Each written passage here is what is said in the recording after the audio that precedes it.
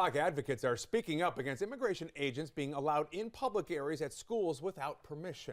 This comes after Charlotte-Mecklenburg Schools sent out a webinar last week to administrators, instructing them what to do if ICE agents showed up at their school. WBTV's Dedrick Russell's been talking to organizations about what they're saying to potentially impacted communities here. Dedrick. Well, Jamie, Camino is an organization that advocates for the Latino community in our area so they can lead productive lives. The founder and CEO, Dr. Rusty Price, is concerned about ICE agents and their presence on school grounds without permission.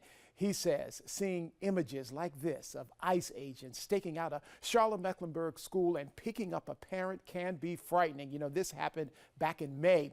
Schools no longer being considered a safe space has been known, but Camino's CEO says the fear has continued to increase. That's why he says the education of what an ICE agent can and cannot do must continually be explained to the community. CMS is telling school administrators if an ICE agent shows up at the school to stay calm and follow protocol. Camino says ICE coming after people in the Latino community who don't cause problems is scary.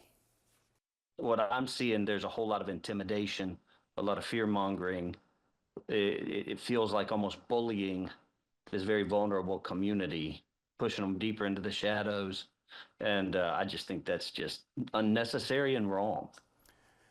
Now, Rice is also concerned with ICE agents lurking. Some people who Camino help may skip doctor's appointments and not get the assistance they need.